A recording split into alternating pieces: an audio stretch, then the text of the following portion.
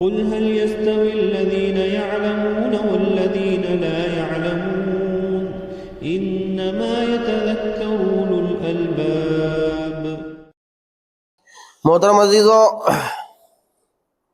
اللہ رب العزت نے ماہ رمضان کے روزے فرض فرمائے، اور روزے فرض فرمانے کے بعد قرآن کریم کے اندر مومنین کو مخاطب کر کر بتا دیا کہ تم پر روزے فرض کیے گئے ہیں، اور یوں فرمایا کہ اے ایمان والو تم پر روزے فرض کیے گئے جیسا کہ پچھلی امتوں پر روزے فرض کیے گئے تھے۔ جیسے گزشتہ جمعہ کے اندر تفصیل آئی کہ عذاب اور تکلیف کی کمی کا یہ ذریعہ ہوتا ہے کہ اوروں کو جو ہمارے ساتھ مصیبت میں شریک ہیں ان کا بھی تذکرہ کر لیا جائے۔ پھر قرآن آگے کہتا ہے وَإِن تَصُومُوا خَيْرٌ لَكُمْ إِن كُنتُمْ تَعْلَمُونَ، اگر تمہیں سمجھ ہو تو یہ بات یاد رکھو کہ روزے رکھنا تمہارے لیے بہتر ہے۔ روزے رکھنا تمہارے لیے کیا ہے؟ بہتر ہے۔ یہ اصول بتایا۔ ابن قیم رحمۃ اللہ علیہ فرماتے ہیں کہ اللہ رب العزت نے شریعت میں جتنے بھی اوامر دیے ہیں، یعنی کرنے کے کام دیے ہیں، ان سب میں انسان کا فائدہ چھپا ہوا ہے، اور وہ فائدہ اپنے عموم پر ہے، یعنی اس سے روحانی فائدہ بھی ہوتا ہے، جسمانی فائدہ بھی ہوتا ہے، مالی فائدہ بھی ہوتا ہے اور جانی فائدہ بھی ہوتا ہے۔ لہذا شریعت کا کوئی امر ایسا نہیں ہے، شریعت کا کوئی حکم ایسا نہیں ہے کہ جس کے اپنانے سے ایک ایمان والے کو اور ماننے والے کو نقصان ہوتا ہو، ایسا کوئی نہیں ہے۔ مثال کے طور پر جیسے بندہ اگر توحید پہ آ جائے، توحید کا حکم ہے کہ ایک اللہ کو ماننا ہے، وہ ایک سجدہ جسے تو گرا سمجھتا ہے دیتا ہے ہزار سجدوں سے نجات، کہ اگر توحید پہ نہیں آئیں گا تو شرک پہ رہیں گا۔ اور مشرک کا حال کیا ہے؟ ہر ڈگر کے اوپر، ہر موڑ کے اوپر اور ہر طاقتور کے سامنے، ہر نافع اور نفع دینے والی چیز کے سامنے یہ اندر سے بے چین ہو جاتا ہے کہ کاش اس سے میرا نفع وابستہ ہو، اس کو راضی نہیں کیا تو میرا نقصان ہو جائے گا، اور اسی کشمکش کے اندر اس کی زندگی جو ہے پریشانی کا شکار ہو جاتی ہے۔ اسی کشمکش میں اس کی زندگی پریشانی کا شکار ہو جاتی ہے۔ وہیں پر اگر اس نے کیا کیا؟ اس نے توحید پر عمل پیرا ہو گیا تو اب پوری نظر، پوری فکر ایک ذات اللہ رب العزت کے اوپر جم گئی۔ اب نفع نقصان کا مالک اللہ کو سمجھ کر اسی سے مانگتا رہے گا۔ تو اللہ کے جتنے اوامر ہیں سب میں خیر چھپی ہے۔ لہذا اس مبارک مہینے کا جو خاص عمل ہے وہ روزہ، تو روزے میں جہاں پر شرعی فوائد ہے، روحانی فوائد ہے، اللہ کے حکم کی تکمیل ہے، وہاں پر جسمانی فائدے بھی ہیں۔ یہاں پر ایک اصول یاد رکھو، شریعت میں جو حکم ہے، جو عبادتیں ہیں، عبادتوں کو عبادتوں کی نیت سے کرنا مطلوب ہے۔ عبادتوں کو عبادت کی نیت سے کرنا مطلوب ہے، اور عبادتوں پہ جو اجر و ثواب مرتب ہوتا ہے وہ نیت کی درستگی کی وجہ سے ہوتا ہے۔ اس لیے فرمایا انما الاعمال بالنیات، یعنی اعمال پر اجر و ثواب کا جو دار و مدار ہے وہ نیت کی درستگی پر ہے۔ اگر نیت درست ہوں گی، عبادت کی نیت ہوں گی تو ثواب ملے گا، نہیں ہوں گی تو نہیں ملے گا۔ لہذا ہر عبادت میں جہاں پر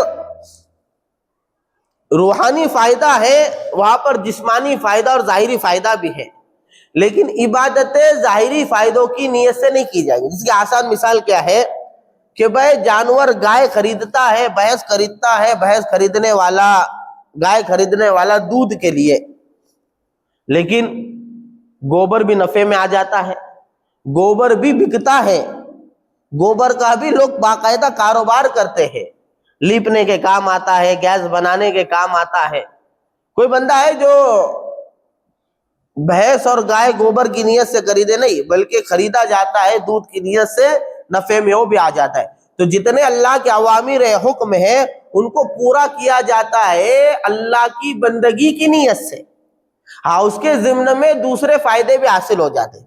لہذا روزے کو ادا کرنے میں نیت یہ ہو کہ یہ اللہ کا حکم ہے، اگر میں اس کو ادا کروں گا اللہ راضی ہوں گا، ادا نہیں کروں گا اللہ ناراض ہوں گا، اگر ادا کروں گا روزے پر عمل کروں گا اللہ اس کے اوپر اجر و ثواب دے گا، اگر روزے پر عمل نہیں کروں گا تو اللہ میری پکڑ فرمائے گا۔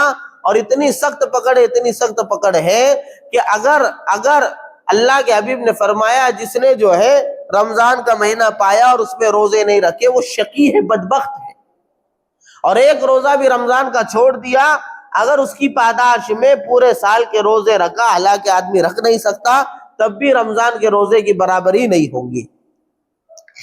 تو اللہ کے حکم کی تعمیل کرنا، اللہ کے حکم کو پورا کرنا، یہ روزہ رکھنے کی نیت ہے، یہ روزہ رکھنے کی نیت ہے، اور اسی عمل سے نیت رکھی جائے، اسی نیت سے یہ عمل کیا جائے۔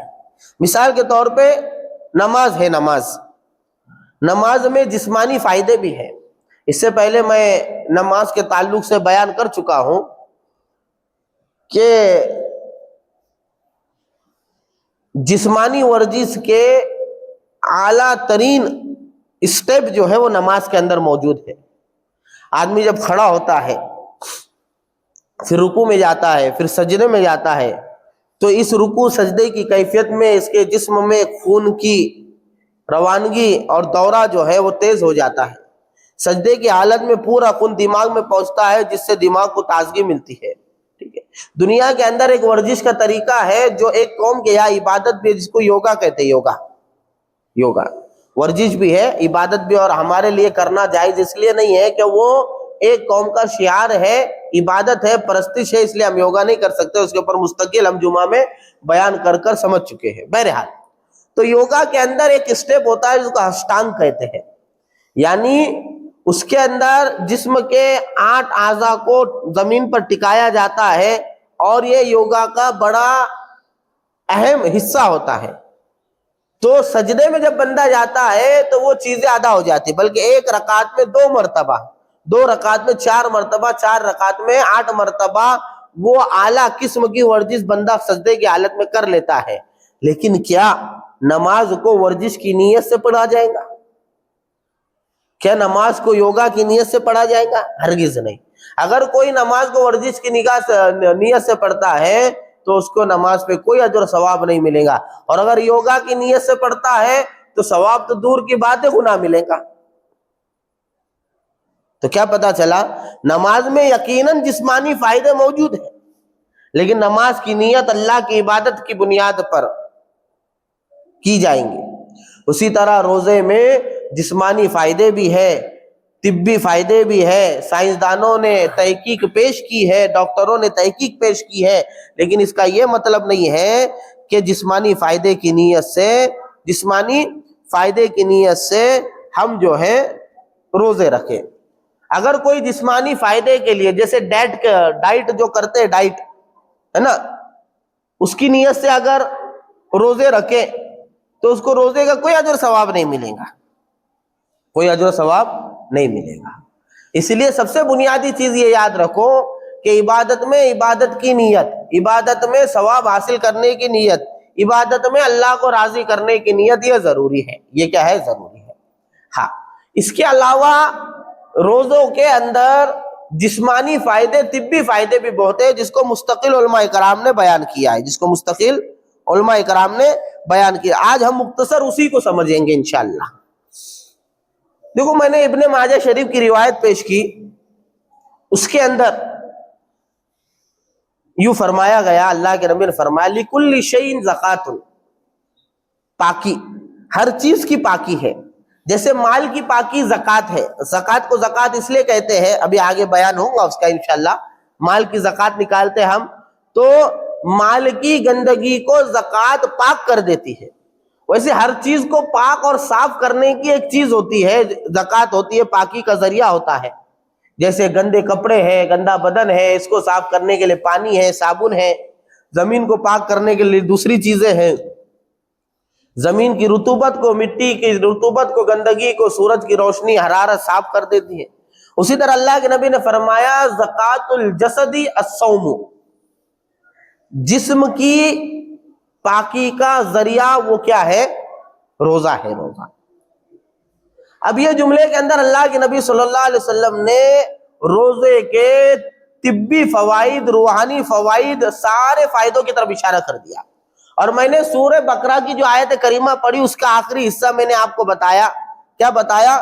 قرآن یہ کہتا ہے وَإِن تَصُومُوا خَيْرٌ لَكُمْ إِن كُنتُمْ تَعْلَمُونَ. اگر تم عقل سمجھ رکھتے ہو تو ایک بات یاد رکھو، اگر روزے رکھو گے تو یہ تمہارے لیے بہتر ہے. اس کے اندر بھی اللہ نے اشارہ کر دیا روزے کے تمام فوائد کی طرف کہ اس میں روحانی فائدے بھی ہے، جسمانی فائدے بھی ہے، طبی فائدے بھی ہے، دنیاوی فائدے بھی اور اخروی فائدے بھی ہیں. اخروی فائدے کا بیان ابھی ہو گیا کہ اللہ راضی ہوگا اور اللہ اس کے بدلے کے اندر بہت ساری چیزیں دے گا. ایک حدیث میں فرمایا کہ الصوم جنتن، کہ روزہ کیا ہے؟ ڈھال ہے، ڈھال. لہٰذا ڈھال کسے کہتے ہیں؟ جو آدمی کو دشمن کے وار سے بچائے. لہٰذا شیطان اور نفس یہ انسان کے کیا ہے؟ دشمن ہے. اسی طرح دشمن کے مفہوم کو عام کر اگر لیا جائے تو دشمن ہر اس چیز کو کہتے ہیں جو آپ کو کسی بھی طریقے کا نقصان پہنچائے. لہذا جسم میں پیدا ہونے والے زہریلے اثرات، جسم میں پیدا ہونے والے زہریلے جو ہے کیٹانو، یہ بھی جسم کے لیے دشمن ہے. لہذا روزہ جس طرح حقیقی شیطان اور نفس کے جال سے ایک ایمان والے کی حفاظت کرتا ہے، اسی طریقے سے روزہ جسم پر ہونے والے کیٹانوں کے حملوں سے اور زہریلے بیماریوں کے حملوں سے بھی مسلمان کی، روزے دار کی حفاظت کرتا ہے. لہذا کئی ایک محققین جو مسلم بھی ہے غیر مسلم بھی ہے، انہوں نے روزے کے اوپر ریسرچ کی. روزوں کے اوپر ریسرچ کرنے کے بعد روزے سے ہونے والے جسمانی فائدوں کو جمع کیا. روزے سے ہونے والے جسمانی فائدوں کو جمع کیا. ایک بندہ ہے، اس نے تو کتاب لکھی fasting way of the life, کہ روزہ رکھنا زندگی کا ایک راستہ ہے. اور اس کے ضمن کے اندر اس نے بہت سارے فائدے لکھے. یہ سارے فائدے بے شمار فائدے ہیں، لیکن جس کے اوپر ریسرچ ہوئی ہے اور لوگوں نے بیان کی ہے اس کی ایک لسٹ ہے. لہٰذا طبی لحاظ سے روزوں کے بے شمار فائدے ہیں. اس میں پہلا فائدہ یہ ہے کہ معدے کی تکلیف دور ہوتی ہے، اس کی بیماریاں ٹھیک ہو جاتی ہے اور نظام ہضم یہ بہتر ہوتا ہے. یعنی روزہ رکھنے سے اندر کا جو معدے کا نظام ہوتا ہے، معدے کا جو نظام ہوتا ہے یہ نظام درست ہو جاتا ہے اور ہاضمے کی جو طاقت ہوتی ہے وہ نارمل ہو جاتی ہے. اس کی وجہ کیا ہے؟ مثال کے طور پر ہاضمے کا، معدے کا کام کیا ہے؟ معدے کا کام یہ ہے کہ جو معدے میں آئیں گا اس کو پیس کر اس کو ہضم کرنا. پھر آگے کی پوزیشن ایسی ہوتی ہے کہ اس میں سے کچھ مادے نکلتے ہیں جو پاخانہ بنتے ہیں، کچھ پیشاب بنتے ہیں اور کچھ آگے بڑھ کر خون بنتے ہیں. یہ سارا کام کرنا کب، یہ سارا نظام کب ہوتا ہے؟ جب معدہ ہاضمے کے نظام کو درست رکھتا ہے. اب جیسے ایک مشین چالو ہے، آپ نے 2 کلو گیہوں ڈالا وہ پیسنے لگی، 4 کلو گیہوں ڈالا پیسنے لگی، پھر آدھا کلو ڈالا پیسنے لگی. 24 گھنٹے مشین کے اندر آپ کیا کر رہے ہو؟ گیہوں ڈال رہے ہو، پیسنے کا کام کر رہی ہے. تو مشین کو اطراف کے اندر آٹا جم جاتا ہے، گندگی جم جاتی ہے.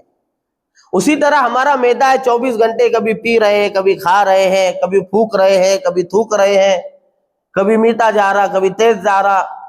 تو یہ ہاضمے والی مشین کنٹینیو جاری ہے، تو اس کو ریسٹ اور آرام کا موقع نہیں مل رہا، اور اس کے پرزے اور اعضاء ارکان جو ہے معدے کے استعمال ہوتے رہے.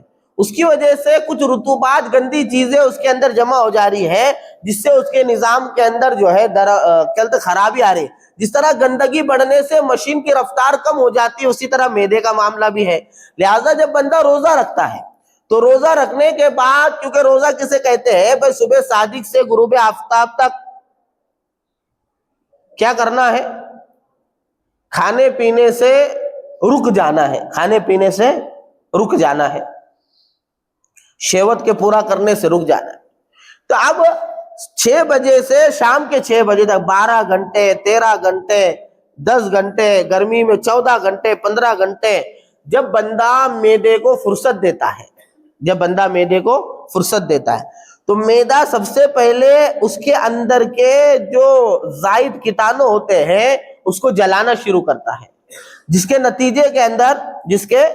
نتیجے میں وہ پورا نظام جو ہے نارمل ہو جاتا ہے. جیسے مشین صاف کرو تو مشین کیا ہوتی ہے, اب پنکھا ہے, پنکھے پہ بہت دھول لگ گئی تو اس کی اسپیڈ کم ہو جائیں گی.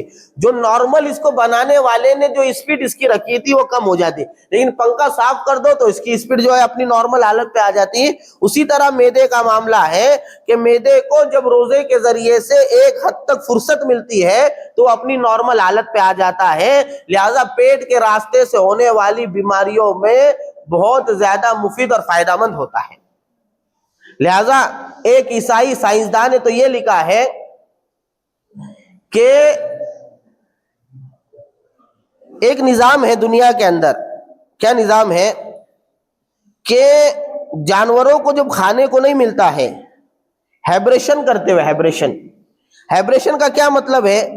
ہیبریشن کا مطلب یہ ہے کہ برفیلی علاقوں میں جو جانور رہتے جیسے ریچھ ہے, بھالو ہے اور دوسرے جانور برفیلے علاقے میں رہتے, تو جس زمانے میں برف گرتی ہے تو ان کو کھانے کو کچھ نہیں ملتا, تو یہ کیا کرتے ہیں, یہ پہاڑوں کی غار میں یا کسی پتھر کی آڑ میں جا کر لمبی نیند سو جاتے ہیں. ہیبریشن کو اردو میں کہتے ہیں وراثتی نیند یا سست نیند, یا ایسی نیند ہوتی ہے کہ جو عام نیند سے لمبی ہوتی ہے. ان کی ہیبریشن عام نیند سے لمبی ہوتی ہے. اس کا مقصد کیا ہوتا ہے کہ ان کے جسم میں جو توانائی ہوتی ہے, طاقت اور قوت, انرجی ہوتی ہے, یہ انرجی جاگنے کی وجہ سے زیادہ یوز ہوں گی.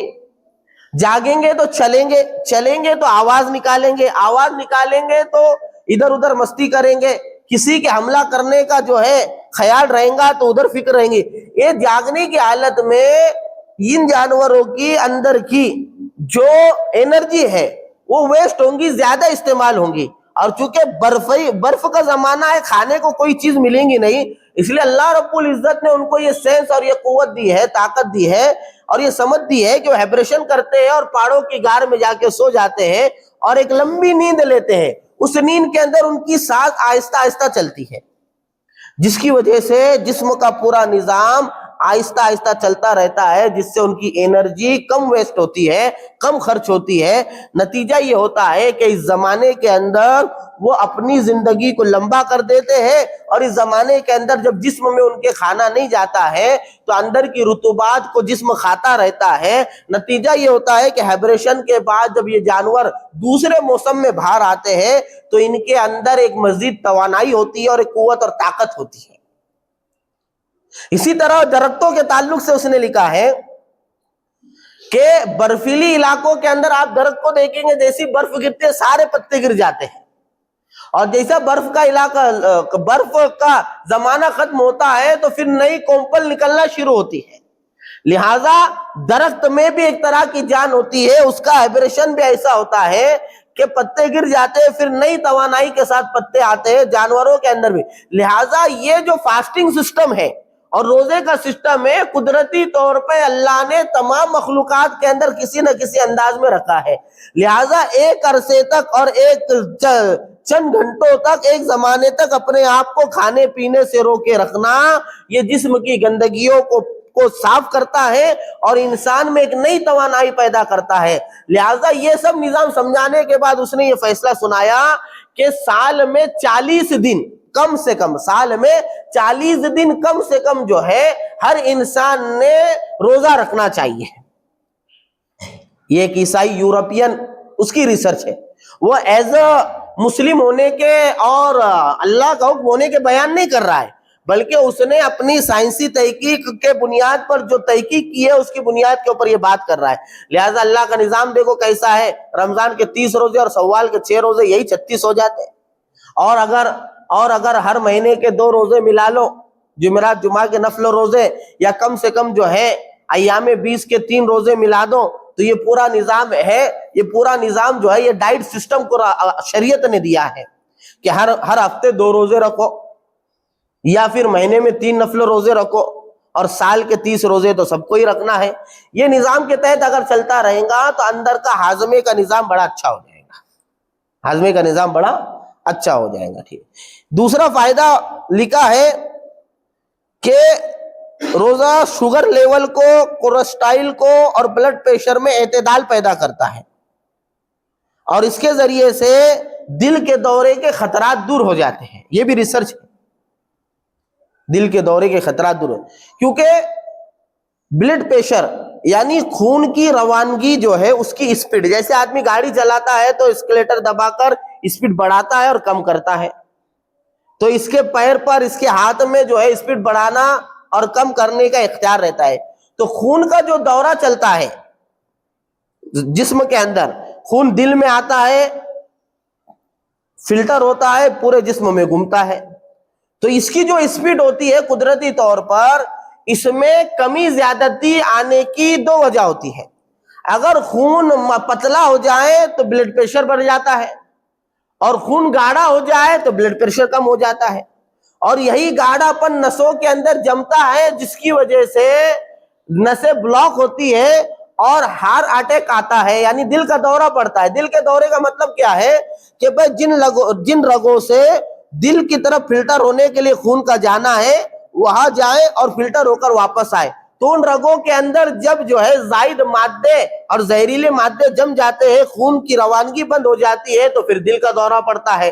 لہذا خون میں جب گاڑھا پن پیدا ہوتا ہے تو دل کا دورہ اور جو ہے اسی طریقے سے خون کا پریشر آگے پیچھے ہوتا ہے، اور جب خون کے اندر پتلا پن زیادہ آ جاتا ہے تو بلڈ پریشر بڑھ جاتا ہے، اور دوسرے جو ہے مادے جو خون کے اندر تازگی پیدا کرتے ہیں وہ سارے متاثر ہوتے ہیں۔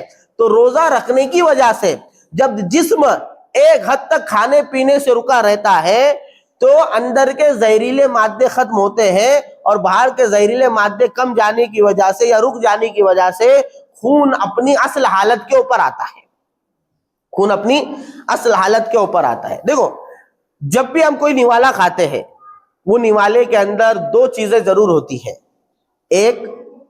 ایک جسم کو نفع دینے والی چیز، ایک جسم کو نقصان دینے والی چیز۔ یہی وجہ ہے کہ اللہ نے نظام بنایا ہے کہ ایک حصہ خون بنتا ہے، ایک حصہ پاخانہ بن کر باہر نکل جاتا ہے۔ اب ہوتا یہ ہے کہ جب کثرت کے ساتھ بار بار یہ زائد مادے، زہریلے مادے جسم میں جاتے رہتے ہیں تو کچھ خون کا حصہ بنتے ہیں، کچھ چربی بن کے گوشت کے اوپر لگ جاتے ہیں، کچھ کئی بن جاتے، اور انہی زائد مادوں سے زہریلے اثرات پیدا ہوتے ہیں اور وہ خون کو خراب کرتے ہیں، اور خون کی خرابی سے بلڈ پریشر کا مسئلہ اور ہارٹ اٹیک کا مسئلہ اور دل کے دورے کا مسئلہ پیدا ہوتا ہے۔ لہٰذا جب ایک عرصے تک اور ایک زمانے تک کچھ چند گھنٹوں تک جب خون کو ان آنے والے زہریلی مادوں سے روک دیا جاتا ہے تو اندر کا خون کا نظام جو ہے زہریلے مادوں کو صاف کرتے رہتا ہے، جس کے نتیجے میں خون اپنی نارمل اور قدرتی حالت کے اوپر آتا ہے، جس سے یہ ساری چیزیں جو ہے کم ہو جاتی ہیں۔ اسی طرح روزے میں دوران خون میں کمی ہو جاتی ہے اور دل کو آرام پہنچتا ہے، جسمانی کھچاؤ، ذہنی تناؤ، ڈپریشن اور نفسیاتی امراض کا خاتمہ ہوتا ہے۔ ڈپریشن وغیرہ کا بھی جو روزہ رکھنے سے حفاظت ہوتی ہے۔ اور دیکھو ڈپریشن کا کیا مطلب، ڈپریشن کسے کہتے ہیں کہ آدمی کسی چیز کو لے کر صدمے میں چلا جائے۔ آدمی صدمے میں کب جاتا ہے معلوم ہے؟ جب آنے والی مصیبت کو، آنے والی حالت کو یہ محسوس کرتا ہے کہ اس کو جھیلنے کی طاقت میرے اندر نہیں ہے، اس کو اٹھانے کی طاقت میرے اندر نہیں ہے، اور وہ بہت زیادہ اس کا صدمہ لے لیتا ہے تو ڈپریشن میں چلے جاتا ہے۔ آج ڈپریشن کے مرض اتنا بڑھتا جا رہا ہے کہ بڑے بڈھے تو چھوڑو، بچوں کو ڈپریشن کا مرض لاحق ہے، اور ڈپریشن کا اختتام خودکشی پر ہوتا ہے۔ ڈپریشن کا اختتام خودکشی، WHO کی روایت کے مطابق کہ ہر 40 سیکنڈ میں دنیا کے اندر ایک بندہ ڈپریشن کی وجہ سے خودکشی کرتا ہے۔ ہر 40 سیکنڈ میں ایک بندہ ڈپریشن کی وجہ سے خودکشی کرتا ہے۔ تو ڈپریشن کی انتہا وہ کیا ہوتی ہے؟ ڈپریشن کی انتہا کیا ہوتی ہے؟ وہ خودکشی ہوتی ہے۔ تو روزے سے کیسا اثر پڑتا ہے؟ دیکھو، ماہر نفسیات نے لکھا ہے کہ 3 شہوتیں انسان کے جسم میں بہت زیادہ مقدار میں پائی جاتی ہے اور بار بار پائی جاتی ہے۔ ایک بھوک کی شہوت، ایک پیاس کی شہوت، اور ایک نفسانی خواہشات کو پورا کرنے کی شہوت، بیوی سے صحبت کرنے کی شہوت۔ اب روزہ ان تینوں سے رکنے کا نام ہے۔ روزہ کیا ہے؟ ان تینوں سے رکنے کا نام ہے۔ کھانے پینے اور جسمانی شہوت کے پورا کرنے سے رکنے کا نام روزہ ہے۔ لہذا جب بندہ 30 مہینے ان تینوں چیزوں کو اپنے تابع کرتا ہے تو انسان کی عادت ہے، ماہرین نفسیات نے لکھا ہے بندوں کی تربیت کے عنوان کے اوپر کہ 3 ہفتے کوئی بندہ کسی چیز کو پابندی سے کرے یا 3 ہفتے کوئی بندہ کسی چیز کو پابندی سے چھوڑے تو 3 ہفتے کے بعد وہ چیز اس کی عادت بن جاتی ہے۔ لہذا اردن کے اندر، لبنان کے اندر چند مسلم ڈاکٹروں نے ایک ریسرچ کیا۔ کیا ریسرچ کیا؟ تحقیق کی کہ وہاں پر کمپنیوں میں کام کرنے والے جو مسلمان تھے 40-42 مرد تھے اور 20 سے 26 عورتیں تھیں، 20 سے 26 عورتیں تھیں۔ ان لوگوں کے اوپر روزہ رکھوا کر ریسرچ کیا کہ روزہ رکھنے سے پہلے ان کی جو عادتیں تھیں ان عادتوں کو کوائنٹ کیا کہ بھئی یہ عادتیں ان کے اندر ہے، اور وہ عادتیں رمضان کے بعد دیکھی گئی تو ان عادتوں کے اندر بہت ساری تبدیلی آ گئی تھی۔ اسی طرح سوڈان کے علاقے کے اندر بعض ڈاکٹروں نے، مسلم ڈاکٹروں نے ریسرچ کی کہ سوڈان کے اندر جو شراب کے عادی لوگ تھے ایسے لوگوں کو رمضان کے عنوان پہ شراب چھڑائی گئی اور شراب سے روکا گیا، اور جب مہینے کے 30 روزے رکھنے کے بعد دیکھا گیا تو ان میں سے بہت سے بندے وہ تھے جن کے اندر اپنی یعنی قوت اتنی پیدا ہو گئی تھی کہ اب وہ شراب کی عادت سے توبہ کرنے والے بن گئے تھے، اور بعض لوگوں نے تو حلفیہ یہ قسم کھا لی، حلفیہ بیان دے دیا کہ انشاءاللہ اس کے بعد جو ہے شراب کو کبھی ہاتھ نہیں لگائیں گے۔ لہٰذا 30 دن کے روزے جب بندہ رکھتا ہے تو اس کو نفس کے اوپر قابو ملتا ہے، یہ اپنی اچھی بری چیزوں کو لمٹ کے اندر رکھنے پر، اپنی خواہشات کو لمٹ میں رکھنے پر اپنے قبضے کے اندر لے لیتا ہے۔ لہٰذا رمضان المبارک کے مہینے کے اندر جس چیز کی عادت بنا دیتا ہے وہ عادت بن جاتی ہے، ٹھیک ہے۔ اب جب اس کو اپنے نفس پر کنٹرول مل جاتا ہے روزوں کی برکت سے، تو اب یہ ایسا بندہ جس کو اپنے نفس پہ کنٹرول ہو، اپنی خوشی پہ کنٹرول ہو، اپنے غمی پہ کنٹرول ہو، ایسا بندہ کبھی ڈپریشن کا شکار نہیں ہوتا۔ دیکھو قرآن کریم میں اللہ رب العزت نے سورہ حدید کے اندر تقدیر کا فلسفہ بتایا، اور تقدیر پہ یقین یہ ڈپریشن کا علاج ہے، یاد رکھو۔ کیا بتایا؟ کہ جو کوئی مصیبت تمہارے جسم میں آتی ہے یا آسمانوں پہ کہیں آتی ہے، یہ لوح محفوظ میں پہلے سے لکھی جا چکی ہے، اور اللہ رب العزت نے یہ تم کو اس لیے بیان کیا کہ تم ملنے والی نعمتوں پر زیادہ خوشی نہ بتاؤ اور آنے والی مصیبت پہ زیادہ غم نہ کرو۔ آدمی 2 وجہ سے آپے سے باہر ہوتا ہے، زیادہ خوشی کی وجہ سے، یعنی خوشی پہ کنٹرول نہیں رہا شراب پی لی، خوشی پہ کنٹرول نہیں رہا زنا کر لیا، خوشی پہ کنٹرول نہیں رہا کچھ اور کر دیا، اور غم کے اوپر کنٹرول نہیں رہا تو اپنا نقصان کر دیا، یہاں تک کہ کیا کر دیا، کھانا پینا چھوڑ دیا، اور اپنی غم پہ کنٹرول نہیں رہا یہاں تک کہ خودکشی کر لی۔ لہٰذا یہ دونوں چیزیں کنٹرول ہوں گی تو ڈپریشن کا مریض جو ہے محفوظ رہیں گا، ڈپریشن سے آدمی کی جو ہے حفاظت ہوگی، ڈپریشن سے آدمی کی حفاظت۔ تو جب روزہ رکھتا ہے تو روزے کے ذریعے سے نفس کے اوپر اور اپنی خوشی غمی اور اپنی مختلف حالتوں کے اوپر کنٹرول کرنے کی طاقت پیدا ہوتی ہے، اس لیے ڈپریشن کا علاج بھی جو ہے اس کے اندر ہے۔ موٹاپے میں کمی واقع ہوتی ہے اور اضافی چربی ختم ہو جاتی ہے۔ ظاہر ہے فلسفہ میں نے بتا دیا کہ جتنا آرام ملے گا مشین کو اتنی گندگی کم لگیں گے، مشین کو آرام ہی نہیں ہے، یہ جا رہا ادھر سے چکن جا رہا، تلیلا جا رہا، بھنیلا جا رہا، بڑے کا جا رہا، چھوٹے کا جا رہا۔ حالانکہ طب نبوی میں یہ بات ہے کہ دسترخوان پہ 2 مقوی غذا جمع مت کرو۔ مقوی غذا طاقت والی غذا، جیسے روٹی طاقت والی غذا ہے، چکن طاقت والی غذا ہے، مٹن طاقت والی غذا ہے، بڑے کا طاقت والی غذا ہے، کاجو بادام طاقت والی غذا ہے، دودھ طاقت والی غذا ہے، شہد طاقت والی غذا ہے۔ تو اپنے معدے کی حفاظت کے لیے دسترخوان پر 2 مقوی چیز کو جمع نہیں کرنا چاہیے۔ یا تو اسٹارٹر میں چلی بھی کھا رہا، اور مین کورس میں بڑے کا بھی دبا رہا، اور آخر میں چاپ بھی کھا رہا، تینوں قسم کا اس نے ایک ساتھ کھا لیا، اور سجاوٹ کے واسطے انڈے بھی رکھ لیتے، چلی کے اوپر سے شہد بھی ڈالے ہوا تھا۔ اب سارے مقوی غذا 2 ڈش 4 ڈش اور دسترخوان پہ جمع ہے تو پھر چربی تو بڑھنے ہی والی، تو روزے کی برکت سے جسم کی چربی وہ بھی کم ہوتی ہے, موٹاپا بھی کم ہوتا ہے. ایک عجیب بات محققین نے یعنی ڈاکٹروں نے, سائنسدانوں نے ریسرچ کر لکھی ہے کہ جن خواتین میں اولاد پیدا کرنے کی استعداد کم ہوتی ہے تو روزہ رکھنے کی برکت سے ان کے یہاں اولاد کے پیدا کرنے کا امکان بڑھ جاتا ہے. اس کو سمجھو ذرا, پہلے عقیدے کی بات سمجھو. عقیدہ کیا؟ قرآن یہ کہتا ہے اللہ جسے چاہتا ہے بیٹے دیتا ہے, اللہ جسے چاہتا ہے بیٹیاں دیتا ہے. دو باتیں, یہب لمن یشاء ذکورا و یہب لمن یشاء اناثا. اللہ جسے چاہتا ہے بیٹے دیتا ہے, اللہ جسے چاہتا ہے بیٹیاں دیتا ہے. پھر آگے قرآن کہتا ہے اللہ جسے چاہتا ہے بیٹے اور بیٹیاں دونوں دیتا ہے, بیٹے اور بیٹیاں دونوں دیتا ہے. ٹھیک ہے. اور چوتھا قرآن کہتا ہے اللہ جسے چاہتا ہے عقیمہ یعنی بانجھ بنا دیتا ہے.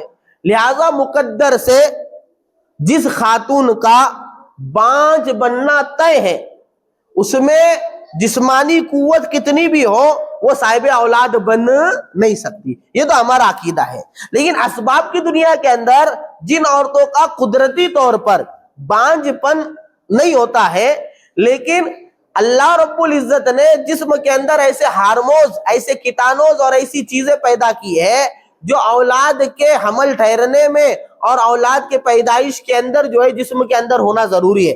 اس لیے کچھ چیزوں کی وجہ سے جب آدمی کے اندر کے وہ فرٹیلٹی ریٹ کم ہو جاتا ہے یا عورت کے اندر کا کم ہو جاتا ہے, وہ کیٹانو وائی ایکس جو رہتے ہیں اور اس کے علاوہ بھی جتنے جو ہارمونز رہتے ہیں یہ جب کم زیادہ ہو جاتے ہیں تو جس سے حمل کے ٹھہرنے کے اندر جو ہے مشکلیں پڑتی ہے, یا حمل ٹھہرتا ہے تو بار بار جو ہے گر جاتا ہے, حمل ٹھہرتا ہے بار بار, یا مرد کی کا مادہ منویہ جو ہے وہ ان چیزوں کی وجہ سے, ان ایکسٹرا زہریلے اثرات کی وجہ سے پتلا ہو جاتا ہے جس کی وجہ سے حمل ٹھہر نہیں پاتا.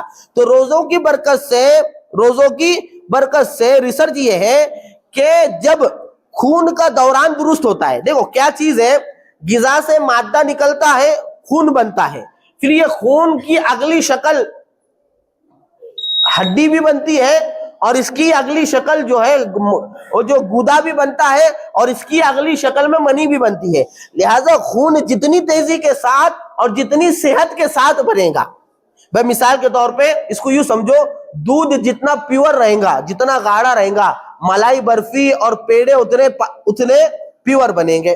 ظاہر بات ہے نا. بھائی 1 لیٹر دودھ میں 2 لیٹر پانی ملا ڈالا, بنایا کھیر اس نے, اب پیالے میں لے کے پھر نہ نانا کو پسند آ رہی نہ نانی کو پسند آ رہی, اس کی کھیر پیالے میں پھر ایسی ہو گئی ہو, کس کو پسند ہے؟ کیوں؟ کیونکہ ڈپلیکیٹ کام ہوا. 1 لیٹر دودھ میں 2 لیٹر پانی ڈال دیا, لیکن اوریجنل گائے کے یا جو ہے بھینس کے اوریجنل دودھ سے جب کھیر بنائے گا تو پھر پورنی کا نہیں کافی ہوگا, وہ نہیں ہوگا. تو جتنے پیور اور جتنے گاڑے اور جتنے اوریجنل دودھ سے جو ہے مٹائی بنے گی اتنی زیادہ جو ہے اس کی قیمت اور لذت ہوگی. اسی طرح منی خون سے ہو کر گزرتی ہے, لہذا خون جتنا پیور اور جتنا اپنی اصلی حالت پہ رہے گا منی اتنی گاڑی اور اتنی فرٹیلٹی پاور والی بنیں گے. لہذا روزہ رکھنے سے جب خون کا نظام درست ہو جاتا ہے تو فرٹیلٹی نظام بھی درست ہو جاتا ہے, جس کی وجہ سے جو کیٹانو حمل کے ٹھہرنے کے اندر ہونے چاہیے وہ انسان کے اندر زیادہ آتے ہیں. یہ ریسرچ پیج کی. روزے دار کے جسم میں دوسروں کی بنسبت قوت مدافعت زیادہ ہوتی ہے. دیکھو جسم کے اندر 2 پاور ہوتے ہیں, ایک امیونٹی سسٹم ہوتا ہے, ایک ویل پاور ہوتا ہے. ویل پاور یعنی آدمی کا احساس کی قوت ہوتی ہے کہ کسی غم کو, کسی خوشی کو, جیسے ڈپریشن کے ضمن کے اندر بتایا میں نے, یہ کیسا فیس کرتا ہے. بسا اوقات آدمی کا ویل پاور اتنا ہوتا ہے کہ وہ شیر کے سامنے بھی پسینہ نہیں چھوڑتا, اور باسا اوقات بعض لوگوں کا ویل پاور اتنا کمزور ہوتا ہے کہ چپکلی کو دیکھ کر آگے سے گیلا پیچھے سے پیلا ہو جاتا ہے, ایسا بھی معاملہ ہو جاتا ہے. Will power. اسی طرح امیونٹی سسٹم ہوتا ہے. امیونٹی سسٹم کسے کہتے ہیں کہ جسم کے اندر آنے والی بیماریوں سے لڑنے کی طاقت کتنی ہے, جسم کے اندر آنے والی بیماریوں سے لڑنے کی طاقت کتنی ہے. تو روزہ رکھنے کی وجہ سے بندے کے اندر قوت مدافعات بڑھ جاتی ہے, بندے کے اندر قوت مدافعات بڑھ جاتی ہے. ایک ریسرچ کے مطابق انسان کے جسم کے اندر بیماریوں سے لڑنے والے مختلف جو ہے ذرات ہوتے ہیں. اس میں ایک ہوتا ہے helper T sales. Helper T sales کیا ہے؟ ہیلپر ٹی سیلز وہ کیٹانو ہے جو خطرہ لاحق ہونے کے بعد، یعنی جسم کے اوپر جب کوئی بیماری یا کوئی کیٹانو حملہ کرنے والے ہوتے ہیں، چاہے گردے پہ، چاہے خون پہ، چاہے منی پہ، چاہے کسی پر، تو ان سے لڑنے والے جو کیٹانو ہوتے ہیں ان کو الرٹ کرنے کا کام ہیلپر ٹی سیلز کا ہوتا ہے. اور اس کو جو ہے یورپین سائنسدان نے، ڈاکٹر نے ریسرچ کر بتایا ہے کہ فاسٹنگ سے، یعنی روزہ رکھنے سے ہیلپر ٹی سیلز جو کیٹانو ہے یہ جسم کے اندر بدل جائے. اس کو یوں سمجھو، دیکھو ایک ہے نا فوج بنائی جاتی ہے ملک کی جس دشمن سے حفاظت کے لیے، تو اس میں فوج الگ الگ ہوتی ہے. ایک پیادے ہوتے ہیں، ایک سوار ہوتے ہیں، کچھ ہوتے ہیں ان کے ہاتھ میں چاقو تلوار ہوتی ہے، کچھ ہوتے ہیں چھوٹی بندوق ہوتی ہے، کچھ کے ہاتھ میں توپ ہوتی ہے. یہ سب ملا کر جو ہے حفاظتی نظام ہوتا ہے. پیادوں کو کب استعمال کرنا، گھوڑ سواروں کو کب استعمال کرنا، ٹینک کب استعمال کرنا، بندوق کب استعمال کرنا، دھن مشین کب استعمال کرنا، اور توپ کب استعمال کرنا، یہ پورا ایک سسٹم رہتا ہے. جیسا دباؤ آئیں گا ویسے ہتھیار استعمال ہوگا. وہاں سے ایک لکڑا سکڑا دشمن آ رہا، اس نے میجر نے حکم دیا توپ سے اڑا دے، تو اس نے توپ داغ دیا، تو اس میں تو نقصان ہو جائیں گا نا. کیوں؟ کیونکہ توپ کا ایک گولہ پھینکنے کے پیچھے کئی ہزاروں روپے چلے جاتے. وہ ایک آدمی ایک تھپڑ سے ختم ہو رہا تھا، اس نے توپ پھینکنے کو کہہ دیا، تو یہ تو نظام فوج کا درم برم ہو جائے گا. تو یہ سارے نظام کو کنٹرول کرنے کے لیے ایک میجر ہوتا ہے، ایک آفیسر ایسا ہوتا ہے جس کو اس کا علم ہوتا ہے کہ کون سے دشمن پہ کون سا فوجی چھوڑنا ہے اور کون سے وقت میں کون سا فوجی چھوڑنا ہے. تو یہی نظام کے اوپر سمجھو اللہ رب العزت نے جسم کے اندر جسموں کو نقصان دینے والے کیٹانوں سے حفاظت کرنے کے لیے مختلف کیٹانو بنائے ہیں جو الگ الگ بیماریوں کی حفاظت کے لیے جو ہے استعمال ہوتے ہیں. تو یہ ہیلپر ٹی سیلز جو ہے اس کے تعلق سے ڈاکٹرز کہتے ہیں یہ وہ میجر ہے جو فوج کے تمام لوگوں کو اپنے اپنے محاذ کے اوپر اپنے اپنے وقت پر جو ہے کیا کرتا ہے، الرٹ کرتا ہے اور ان کو کام کرنے کے لیے لگاتا ہے. لہذا روزہ رکھنے کی وجہ سے یہ میجر میں زیادتی ہو جاتی ہے. جب میجر درست ہو جاتا ہے تو فوج کا نظام بھی درست ہو جاتا ہے، اور اسی کے ضمن کے اندر جسم کے اندر کا امیونٹی سسٹم جو ہے وہ درست ہو جاتا ہے. وہ کیا ہو جاتا ہے؟ درست ہو جاتا ہے. لہذا یہ تو بہت سارے، ابھی تو میں نے 4-5 سنایا، علماء اکرام نے جو ہے سائنسداں کی تحقیق سے 15-16 بلکہ اس سے بھی زیادہ جو ہے جسمانی فائدے جو ہے نقل فرمائے ہیں. ٹھیک ہے، تو یہ ساری چیزیں بتانے کا مقصد یہ ہے کہ ہم بیماریوں کو لے کر اللہ کے اتنے بڑے فریضے سے اپنے آپ کو دور نہ رکھیں. میں آپ کو بتاؤں، اس سے پہلے بھی جمعہ میں کہا، کئی اللہ والوں نے اپنے تجربے پیش کیے کہ میں شوگر کا مریض تھا، روزے کی برکت سے شوگر چلے گئے. میں فلاں کا کینسر کے مرض کا علاج ہے، ایڈز کے مرض کا علاج ہے. یہاں تک کہ علماء نے لکھا ہے، محققین کے ڈاکٹروں کی ریسرچ کے بعد، کہ جن مردوں کے اندر قوت با میں کمی آتی ہے، یعنی مردانہ قوت کے اندر کمی آتی ہے، وہ بھی درست ہو جاتی ہے. اور اس کی وجہ کیا ہے؟ دیکھو ابھی میں نے بتا دیا، اور اس کو تھوڑا سا وضاحت سے کہتا ہوں کہ قوت باقا کی پختگی اور اس کی صحت یابی منی کی کوالٹی پر ہے. لہذا منی جتنا کوالٹی والا ہوگا اتنی قوت با مضبوط ہوں گی، اور اس کا پورا سسٹم خون کے اوپر اور غذا کے اوپر ٹکا ہوا ہے. لہذا جب روزے کے ذریعے سے فاسد غذا روک دی جاتی ہے، جس سے خون کا نظام درست ہو جاتا ہے، تو خود بخود منی کی کوالٹی بھی جو ہے اعلیٰ ہو جاتی ہے، جس سے آدمی کی قوت مردانگی بھی بڑھ جاتی ہے. یعنی اتنے فائدے ہیں صحت کے اعتبار سے، جو اللہ کے نبی نے فرمایا نا، لِكُلِّ شَيْءٍ زَكَاةٌ، ہر چیز کو پاک کرنے والی ایک چیز ہوتی ہے، اور جسم کی پاکی کا ذریعہ وہ روزہ ہے. لہذا ساری چیزوں سے پاک ہو جاتا ہے. تو یہ سائنسی تحقیقات بتانے کا مقصد یہ نہیں ہے کہ ہم سائنس کے فائدے کی بنیاد پر روزہ رکھیں، نہیں. بتانے کا مقصد یہ ہے کہ شریعت کے اوامر اتنے اعلیٰ ہے، شریعت کے حکم اتنے پاکیزہ ہے اور اتنے عمدہ ہے کہ دینی فائدے کے ساتھ ساتھ دنیا کا فائدہ بھی ہے. اور جیسے میں نے شروع میں بتایا، ہم گائے خریدیں گے دودھ کی نیت سے، گوبر کی نیت سے نہیں خریدیں گے، لیکن گوبر اگر مل گیا اور اس کے بال اگر مل گئے تو اس سے بھی نفع اٹھائیں گے. لہٰذا ہم عبادت کریں گے اللہ کا حکم پورا کرنے کے لیے، ہم روزہ رکھیں گے اس لیے کیونکہ اللہ کا حکم ہے، اس کے ضمن کے اندر یہ فائدے بھی حاصل ہو جائیں گے. اس لیے سب ارادہ کریں انشاءاللہ، موت تک ایک بھی روزہ نہیں چھوڑیں گے. کرتے سب ارادہ انشاءاللہ.